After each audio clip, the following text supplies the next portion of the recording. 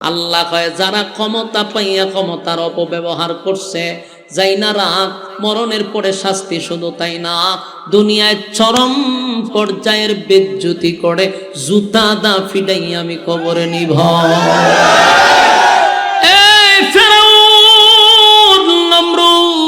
আল্লাহ তাদেরকেও ক্ষমতা দিছে রে, ক্ষমতা দিছে, ক্ষমতা দিছে। নমরুদ রে গোটা পৃথিবীর রাজত্ব দিছিল। নমরুদ রাজত্ব পাইয়া নিজের খোদা দাবি করছে। আল্লাহ কয় দুনিয়াতে আগে জুতা দা ফিডাইছি, তারপরে তারে খবরে নিছি। ফেরাউন নিজের খোদা দাবি করছে, আমার আল্লাহ কয় নীল নদে ফালাইয়া আগে সুবাইছি, তারপরে কবরে নিছি। বুশরে আমেরিকার প্রেসিডেন্টের দায়িত্ব দিল, উল্টা পাল্টা করার কারণে সাংবাদিকের জুতা দাগে ফিডাইছে। ওয়াং সাং সুচি মানুষের উপরে নির্যাতন শুরু করছে, তাই সেনাবাহিনীর জুতা দিয়া ফিডাইছে। এখন বাকি রইছিল বাংলাদেশের, তাইন্ডো সাইজ করা হইছে। শুধু আকাশে উড়ার কারণে হয় নাই, জমিন দিয়া গেলে ঠিকই হয়ে যাইত। এরপরে বাকি রয়েছে দাদারও আল্লাহ সাইজ করবে। কথা হয় না? যারা দুনিয়ার জমিনে জুলুম করছে, কেউ রে আল্লাহ ছেড়ে দেয় নাই, কেউ রে ছেড়ে দেয় নাই। আল্লাহ কয় আমি ছাড় দেই, কিন্তু ছাইরা দেই না। আমার মালিকের মায়া দয়া বেশি,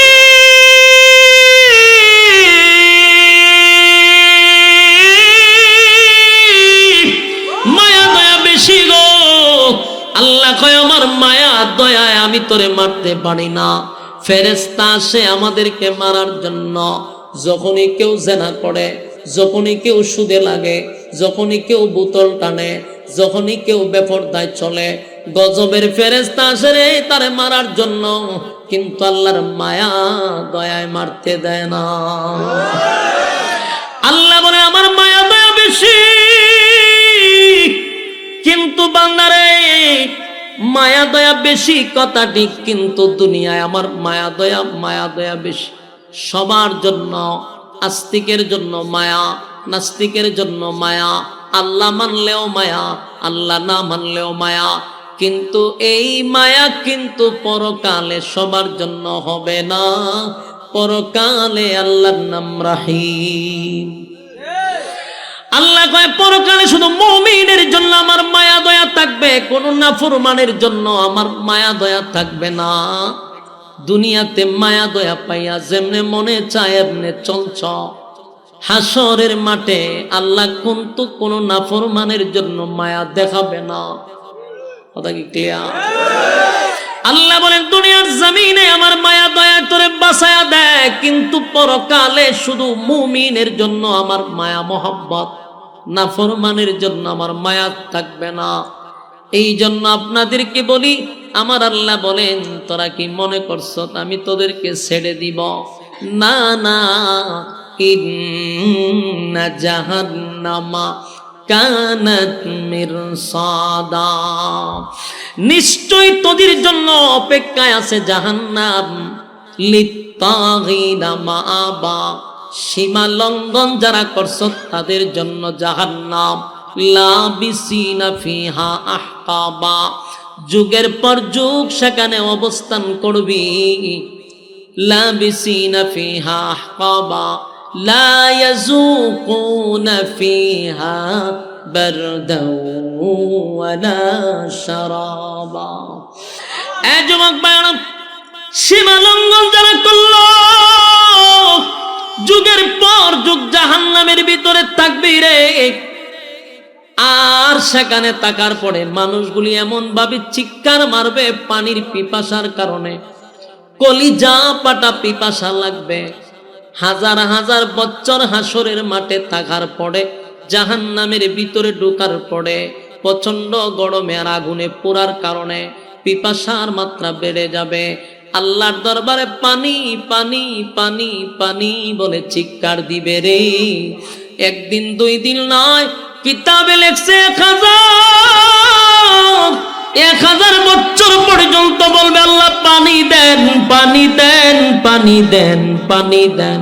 আল্লাহ কয় বান্দারে 1000 বছর পানির জন্য চিৎকার দিবি, একবারও আমি তোর দিকে তাকাবো না। আল্লাহ ফেরেশতাদেরকে বলবে নাফরমানটা আমার কাছে কি চায়? ফেরেশতারা বলবে মালিক আপনার নাফরমান পানি চায়, পানি চায়। আল্লাহ তখন বলে দুনিয়ার জমিনে আমার মায়া দয়া দিয়া তারে গিরায় রাখছিলাম, কত নাফরমানি করছে বান্দা, জেনার পিএইচডি করছে, বোতল খাইছে, বেপরদায় চলছে, আমি আল্লাহর হুকুম মানে নাই, আমার নবীর তরিকায় চলে নাই, তারপরেও বান্দা যখন পানি পান করতে চাইছে টিউবওয়েলের পানি নাফরমানের জন্য ঠান্ডা করে দিছি।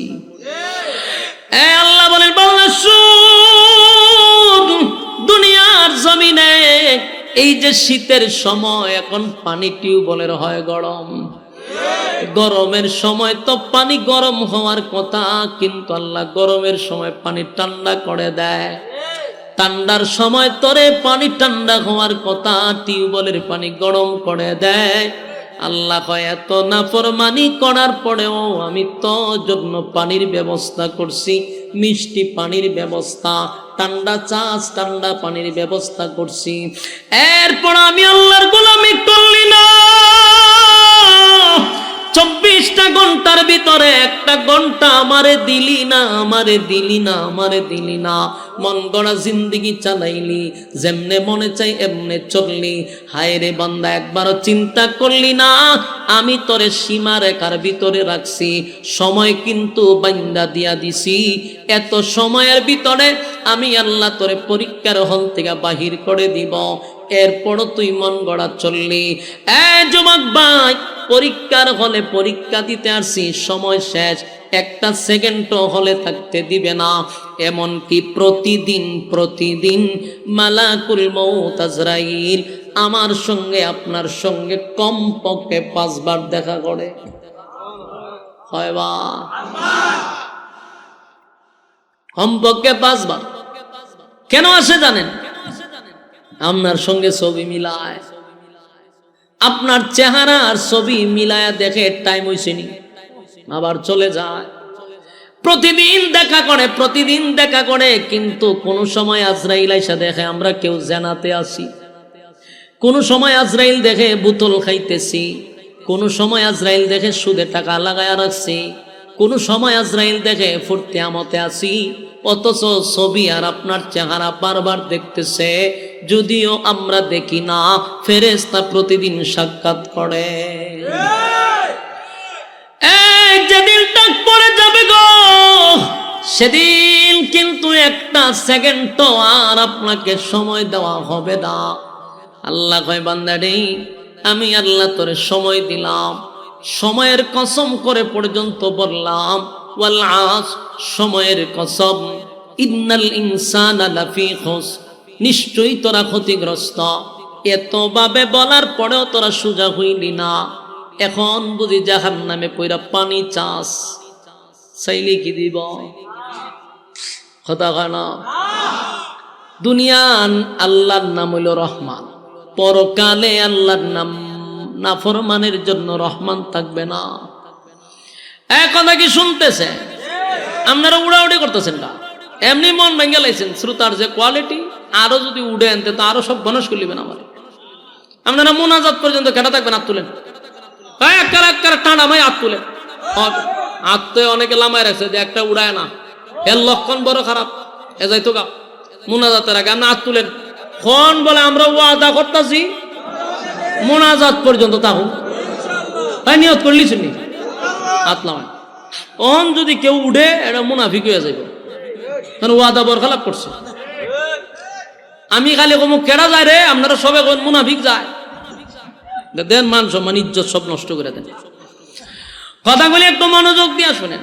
বলুন, আমি কি আপনাদের সামনে কোনো গিচ্ছা কাহিনী বলতেছি?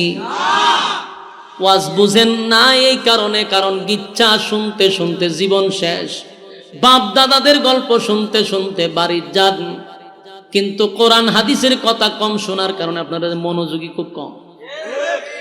আমার প্রশ্ন হলো, রাতের ঘুম হারাম করে এখানে বসছেন কি বাপ দাদার গিচ্ছা শুনবার লেগা, কাল্পনিক গল্প শোনার লেগা?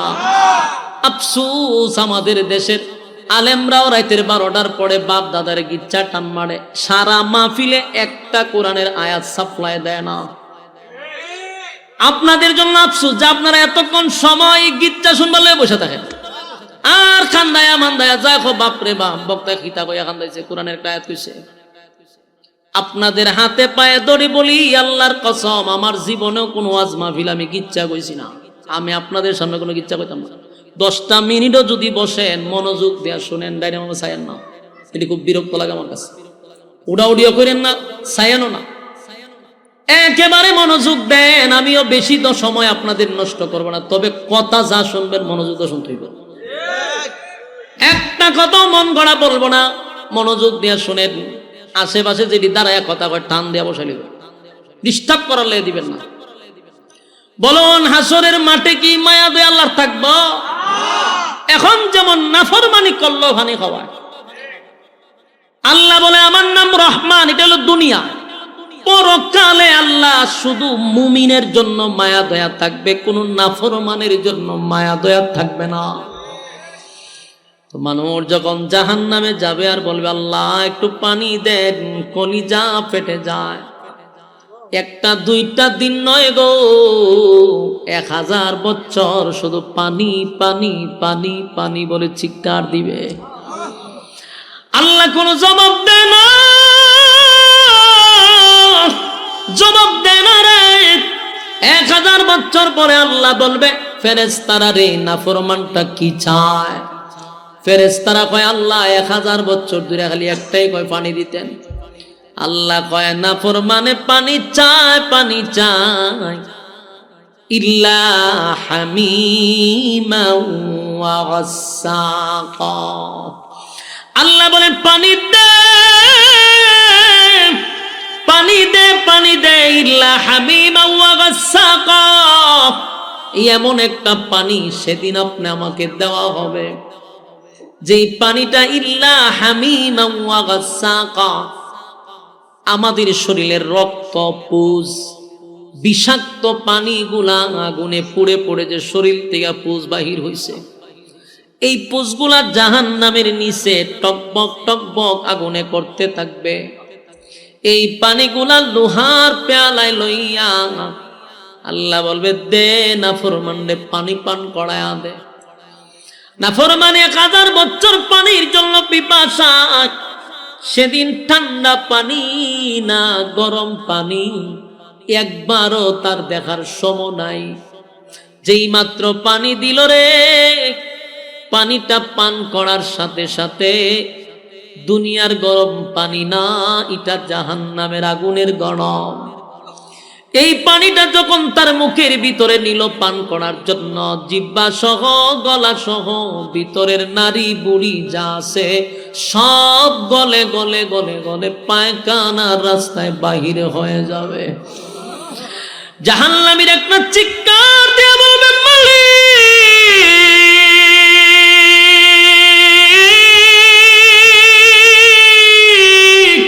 কেমন পানি দিলা গো, কেমন পানি দিলা, কেমন পানি দিলা। এমন পানির কথা তো আপনার কাছে আমি বলি নাই। 1000 বছর ধরে পানি পানি পানি পানি বলে চিৎকার দিলাম, আল্লাহ এমন একটা পানি দিলেন যে ব্যথা বাড়ায়া দিলেন, কষ্ট বাড়ায়া দিলেন, কলিজা ছিদ্র হয়ে গেল, ভিতরের নারী বুড়ি গুলি গলে গেল। কেমন পানি দিলা গো, চিৎকার দেওয়া শুরু করবে। আল্লাহ তখন যে উত্তরটা দিবে, সেই উত্তরটা জাহান্নামীর জন্য মানসিক শাস্তি হয়ে যাবে। সে তো তার চিৎকার দিয়ে বলবে আল্লাহ কেমন পানি দিলেন, কেমন পানি দিলেন, কষ্ট বাড়ায়া দিলেন, ভিতরের তো আর কিছু নাই, নারী বুড়ি গেল গা। আল্লাহ তখন ঠান্ডা মাথায় একটা উত্তর দিবে, জাযাআউ ইফাকা। এই উত্তর আসবে। এই উত্তরটা শোনার পরে জাহান্নামীরা মানসিক টেনশনে পড়ে যাবে। গরম পানি পান করার কারণে শারীরিক কষ্ট বেড়ে গেল, আর আল্লাহ যে উত্তর দিছে এটার কারণে মানসিক কষ্টটা তার বেড়ে গেছে, মানসিক কষ্ট বেড়ে গেছে। আল্লাহ কয় জাযাউ ইফাকা, বুঝ বন্দা এখন কেমন লাগে, কথা কি বুঝতেছেন? আল্লাহ কয় বুঝ যখন মজা কেমন লাগে। দুনিয়ার জমিনে আমি তোরে ক্ষণস্থায়ী দুনিয়ায় পাঠাইলাম একটা পরীক্ষা দেওয়ার জন্য। বান্দারে তুই পরীক্ষা না দিয়া ফাইজলামি শুরু করছস। সময় মাত্র 60 বছর। এই 60 বছর আখিরাতের মাত্র কয়েক ঘন্টা। ওই হিসাব করে আপনারে পাঠাইছে পরীক্ষা দেওয়ার জন্য। এই কয়েক ঘন্টা সময় তুই আকাম কুকাম কইরা পিএইচডি করে বসে রইছস। দুনিয়ায় তোরে দিলাম পরীক্ষার কোনো পরীক্ষা দেওয়ার জন্য। তুই যত আকামের রাজনীতি করলি, যত আকাম কুকামের পিএইচডি করলি, তোরে তো আমি দুনিয়ায় পানি দিছি, ঠান্ডা পানি, গরম পানি, মিষ্টি পানি, শরবত বানায়া খাওয়াইছি। কিন্তু আমার নাফরমানি করলি, আমি আল্লাহর গোলামি করলি না, নবীর তরিকায় চললি না। আজকে আমার কাছে এসে পানি চাস, বান্দারে বহু পানি দুনিয়ায় পান করাইছি, আমার গোলামি করস নাই। আজকে এখানে আসছ নে বিষাক্ত পানি আর রক্ত আর পুষ পান কর। নারী বুড়ি সব পায়খানার রাস্তায় বাহির হয়ে গেছে। আল্লাহ কয় এখন বুঝো মজা কেমন লাগে। ভয়াবহ একটা পরিস্থিতি হবে গো, উপায় থাকবে না, উপায় থাকবে না, উপায় থাকবে না, উপায় থাকবে না।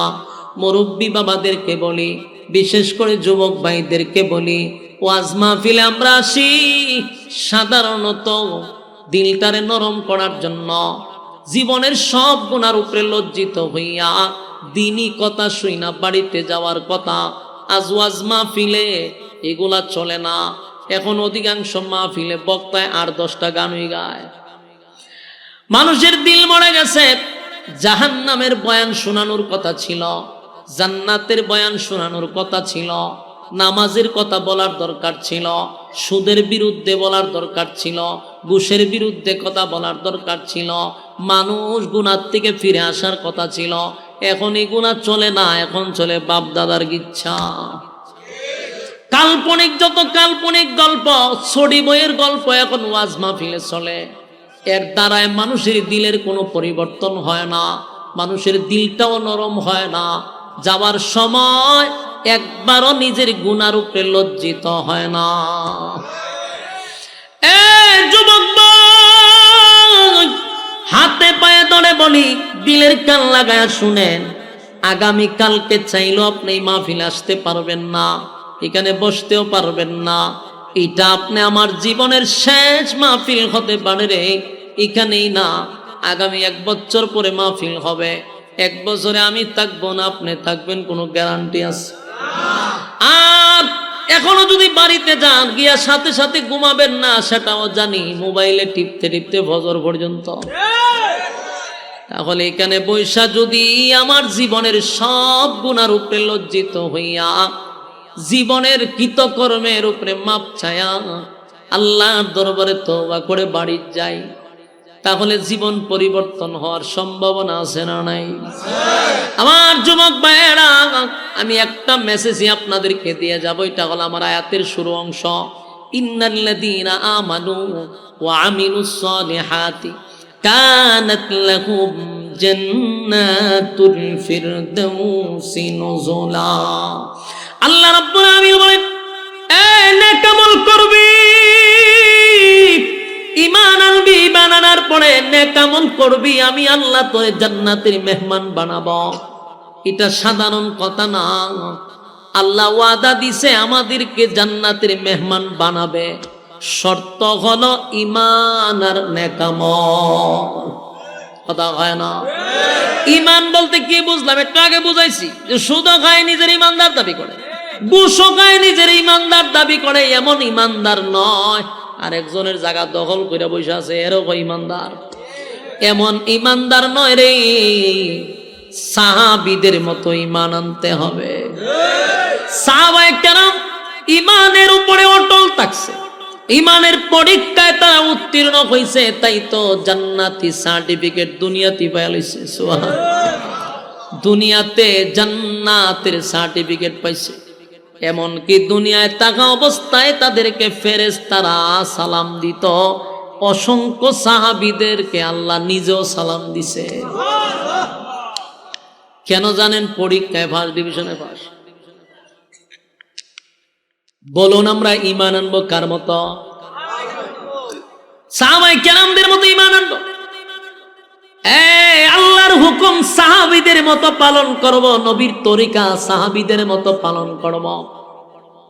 আল্লাহরে কতটুকু সাহাবায়ে কেরাম মহব্বত করত, নবীর ভালোবাসা সাহাবীদের প্রতি কেমন ছিল, এরকম ভালোবাসা আমাদের দরকার আছে না? না। আমার যুবক ভাইরা, ঈমানের পরীক্ষা হবে গো। নবীদেরকেও আল্লাহ পরীক্ষা করছে রে, নবীদেরকেও আল্লাহ পরীক্ষা করছে। দাউদ নবীরে পরীক্ষা করছে, আইয়ুব নবীরে 18 বছর পরীক্ষা করছে। এরপরে জাকারিয়া নবীরে করাতের নিচে টুকরা করে আল্লাহ পরীক্ষা করছে। ইব্রাহিম খলিলুল্লাহরে বারবার পরীক্ষা করছে। নূহ পয়গম্বরে 950 বছর পরীক্ষা করছে। আমাদের নবীর উপর মুসিবত পরীক্ষা গেছিনি? কথা হয় না? তাহলে নবীদের উপরে যদি পরীক্ষা হয়, তোমারে আর আমারে পরীক্ষা ছাড়া ছেড়ে দিব? পরীক্ষা হবে গো, ঈমানের পরীক্ষা হবে। সাহাবীদের যুগেও পরীক্ষা হয়েছে ঈমান আনার কারণে। ঈমান আনার কারণে তাদেরকেও গরম তৈলের মধ্যে ছেড়ে দিছে। গোশত আলাদা, হাড্ডি আলাদা হয়ে গেছে। এরপরও তারা ঈমান ছাড়ে নাই, ঈমান ছাড়ে নাই, পরীক্ষা দিছে, ঈমানের পরীক্ষা। ফেরাউনের যুগে ফেরাউনের বউ আসিয়া ঈমানের পরীক্ষা দিয়ে জান্নাতে গেল। ফেরাউনের মেয়ের দাসী, মেয়ের চাকর, উনিও কিন্তু জান্নাতে গেছে। সুবহানাল্লাহ। ফেরাউনের কাজের মহিলা যদি জান্নাতে যেতে পারে পরীক্ষা দিয়া, আসিয়া যদি যেতে পারে পরীক্ষা দিয়া, নবী রাসূলগণকে আল্লাহ দিল পরীক্ষা। সাহাবায়ে কেরাম ঈমান আনার কারণে পাইল পরীক্ষা। তুমি আর আমি যদি নিজের ঈমানদার দাবি করি, বলো না আমাদের উপরে পরীক্ষা আছে না? না, পরীক্ষা আছে রে। পরীক্ষা ছাড়া আল্লাহ জান্নাত দিবে না, পরীক্ষা ছাড়া আল্লাহ জান্নাত দিবে না। কত সাহাবীরা ঈমানের পরীক্ষা দিতে গিয়া দুনিয়ায় জান্নাতের সার্টিফিকেট পাইছে। আমার যুবক ভাইয়েরা, আল্লাহর নবীর যুগের সাহাবীরা ঈমান আনার কারণে তারা কিন্তু নির্যাতনের শিকার হইছে। এমনকি নির্যাতনের স্টিম রুলার তাদের উপরে চাপায়া দিছে। এমনকি নির্যাতনের কারণে আমার মালিক অসংখ্য আয়াত নাজিল করে তাদেরকে সান্ত্বনাও দিছে। এত নির্যাতন সহ্য করছে শুধু ঈমান রক্ষার্থে। হযরত বেলাল হাবশী ঈমান আনছে অপরাধ একটাই, জিহ্বা পর্যন্ত পেরাক মারা হইছে। নাউজুবিল্লাহ। জিহ্বাটারে টান দিয়া পেরাক মারছে, পেরাক জানে আল্লাহ আল্লাহ না বলতে পারে। হযরত খাব্বাব রাদিয়াল্লাহু তাআলা আনহু কালো একজন সাহাবী, বেলাল ছিল কালো সাহাবী। এই কয়েকটা কালো আছে আল্লাহর কাছে তাদের বড় দাম। লুকমানে হাকিম একজন কালো, খাব্বাব রাদিয়াল্লাহু তাআলা আনহু উনিও কালো, বেলাল উনিও ছিলেন কালো, কিন্তু এদের দাম আল্লাহর কাছে অনেক বেশি। খাব্বাব রাদিয়াল্লাহু তাআলা আনহু কালেমা পড়ার কারণে ওনার পিছন দিক দিয়া কোনো গোশত ছিল না। গরম গরম গরম কয়লার মধ্যে ওনার শোয়া রাখত। শরীরের গোশত খসে খসে জমিনে পড়ে যেত। শুধু একবার কালেমা চারার জন্য এত নির্মম নির্যাতন। এরপরও বলছে এক আল্লাহ। সুবহানাল্লাহ। হযরত বেলালের গলার মধ্যে রশি লাগাইয়া মদিনার অলিতে গলিতে টেনে টেনে নিয়ে গেল। কালো বিলালটা যেন লাল হয়ে গেছে। একটাই অপরাধ রে, কালেমা পড়ছে। কত নির্যাতন, কত নির্যাতন, কিন্তু জবান দিয়া বলছে এক আল্লাহ। ফেরাউনের বউ পর্যন্ত এই পরীক্ষায় উত্তীর্ণ হইল। ফেরাউন না ছিল, নাম ছিল পেরাক ফেরাউন। কি ফেরাউন?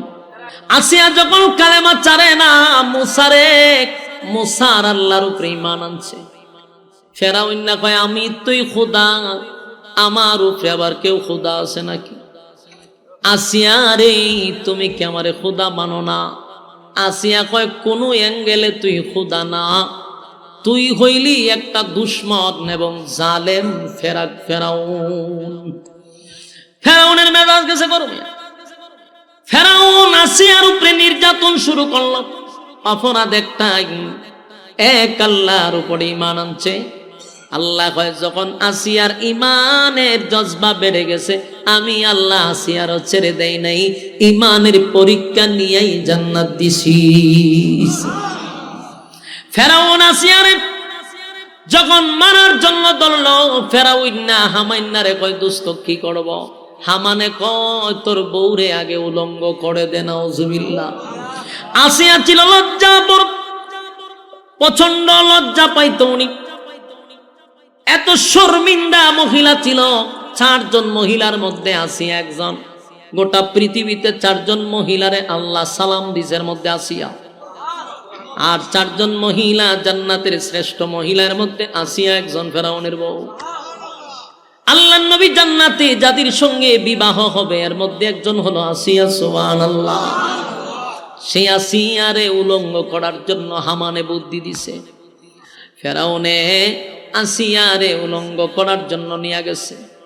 আসিয়া আসমানের দিকে তাকায় আল্লাহ, এতগুলা মানুষের সামনে ফেরাউন আমার ইজ্জত নষ্ট করবে আমার স্বামী হইয়া, এতগুলা মানুষের সামনে আমার উলঙ্গ করবে। আল্লাহ আমার ইজ্জতের হেফাজত আপনি করেন।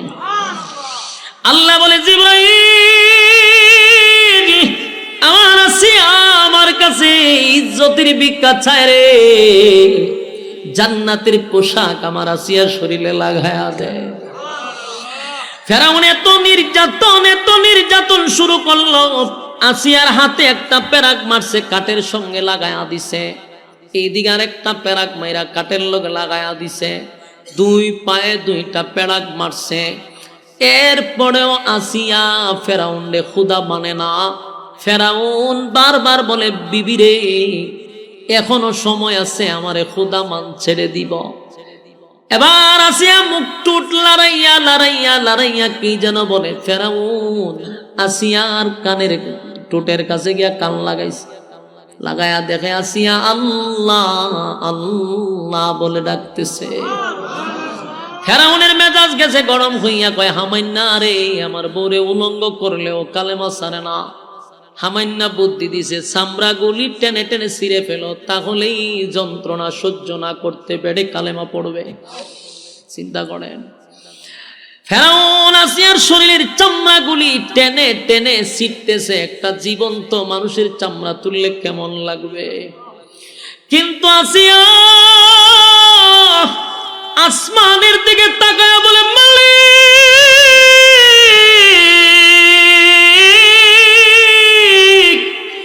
আমি আর বরদাস্ত করতে পারি না গো, আল্লাহ জালেমের কাছ থেকে আমারে বিদায় দাও, আমারে বিদায় দাও, বিদায় দাও।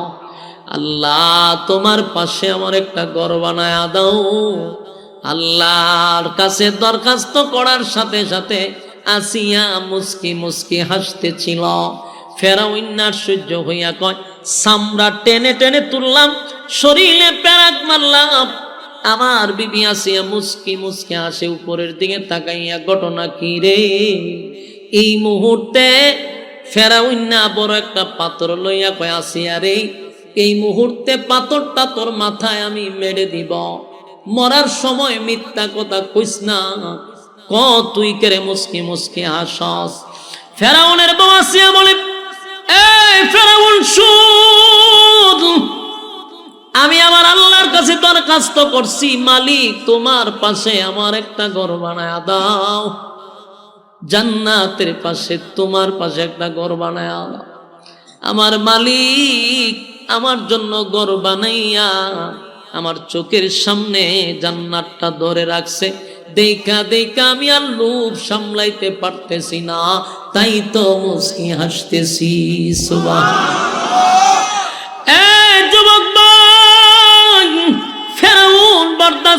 পারে না, বিশাল একটা পাথর দিয়া আসিয়ারে হত্যা করছে। একটা মাত্র অপরাধ, আসিয়া ঈমান আনছে কার উপরে? আর এমন ঈমান আনলো, আল্লাহর সাথে সাথে পরীক্ষা নিল। পরীক্ষায় আসিয়া ফার্স্ট ডিভিশনে পাস করলো। আল্লাহ জান্নাতে আসিয়ার জন্য ঘর বানাইল। আমি আবারও বলছি, পৃথিবীর এমন কোন মুমিন নাই নিজের ঈমানদার দাবি করার পরে বলবে যে আমারে পরীক্ষা নিবে না। না না, পরীক্ষা ছাড়া আল্লাহ জান্নাত দিবে না। কেউরে আল্লাহ গরিব বানাইয়া পরীক্ষা করবে, ভিখারি বানাইয়া পরীক্ষা করবে, কাউরে টাকা সম্পদ ধন সম্পদ নিয়ে পরীক্ষা করবে।